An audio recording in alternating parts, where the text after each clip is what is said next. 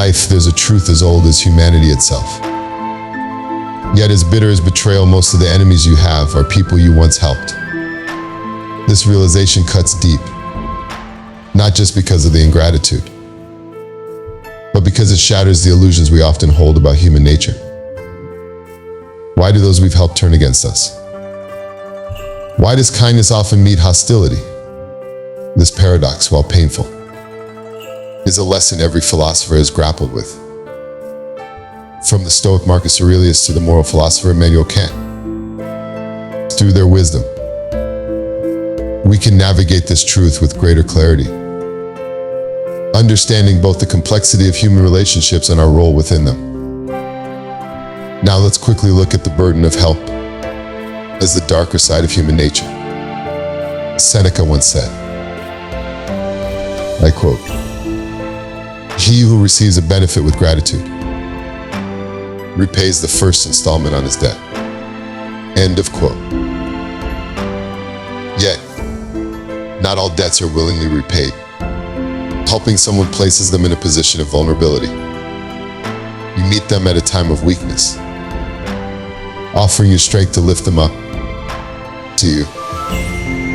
It may seem a noble act, but to them, it is a painful reminder of their dependency.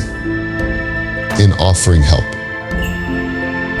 you unwittingly disrupt the delicate balance of ego and pride. The person helped may soon perceive your act of kindness not as generosity, but as a reminder of their fragility. Envy festers where gratitude should bloom. They see your help as a spotlight on their failures, and over time, envy turns to resentment. Envy and the ego are the seeds of resentment. Marcus Aurelius taught that we cannot control how others react to us, only how we respond to their actions. Envy. Socrates warned, is a sickness of the soul. It poisons the heart and turns kindness into a weapon of contempt. When you help someone, especially when they rise above their struggles, your very presence becomes a mirror, reflecting their past insecurities. This is where resentment grows. They begin to loathe the reflection of their own weakness in your face, despite your good intentions. They may choose to sever the bond, pushing you away to escape that painful reminder. As philosopher Aquinas noted, envy is the sorrow for another's good, and sorrow can quickly become bitterness. Again, let us pause and ponder on this power imbalance. Why help feels like control. Helping someone creates an invisible power dynamic. No matter how selfless your intent, the person on the receiving end may feel indebted.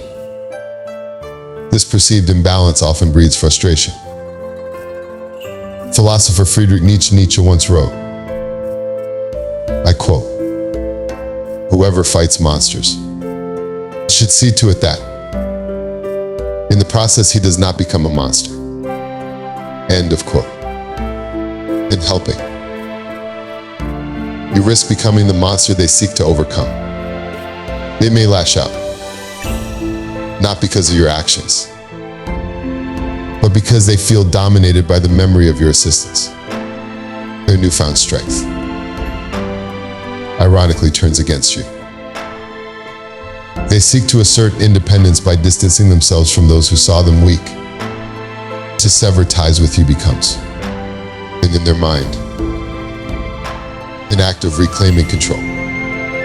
Thus, the person who once sought your help now sees you as an obstacle to their freedom, rather than the architect of their success. Having said this much, an essential question that begs for answer is, what then are the practical lessons from modern life? The Stoics teach us to live in accordance with nature, to help others without expecting gratitude. In the words of Marcus Aurelius, I quote, "Waste no more time arguing what a good man should be.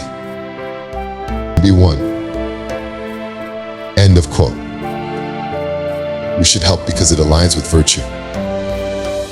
not because we seek recognition or loyalty in return. Here are some practical ways to apply this Stoic wisdom in today's world. 1. Help without expectation.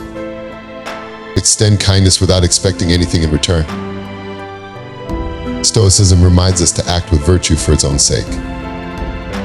Whether others appreciate it is beyond our control. As Epictetus said, "You make the best use of what is in your power, and take the rest as it happens." 2. Set boundaries. Not everyone deserves endless help. Some people remain stuck in cycles of victimhood, and offering continual help without boundaries only fuels their dependency. Be discerning. Help those who are willing to help themselves, but don't lose yourself in the process. 3. Accept betrayal as a part of life. Betrayal, as painful as it is a part of the human experience. Understand that people are complicated, and relationships are fraught with shifting dynamics.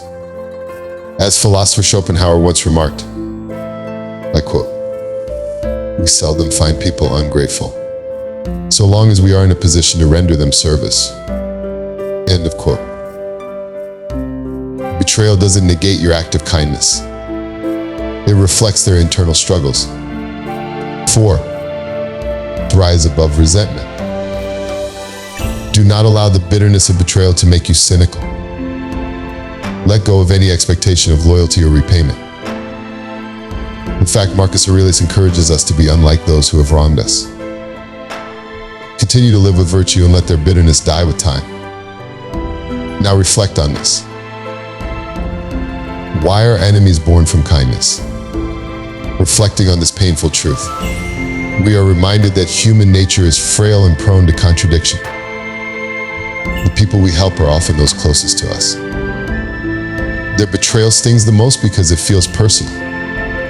But as Socrates once said, know thyself. Understanding that we cannot control others frees us from the chains of bitterness. In the end, the paradox of helping others is not a reason to stop extending kindness, but a reason to practice it with wisdom. Realize that most will forget your help. Some will betray you, but a few will cherish your support for life. The measure of your goodness lies not in how others respond, but in the simple act of being good. Final thoughts. Keep helping, but know the risk. It's a cruel irony that the people you've helped may become your enemies, but it is no reason to stop helping. Instead, help with the understanding that human beings are complex, prone to envy, and often shaped by their egos. Help not because you expect gratitude, but because it is a reflection of who you are. To quote Marcus Aurelius once more, do not act as if you were going to live 10,000 years. Death hangs over you while you live, while it is in your power. Be good. End of quote. In this fleeting life, continue to help. Continue to rise. And let the betrayal of others serve as a lesson in strength, not a source of regret. If you found value in this content, do us one simple favor. Subscribe to the channel.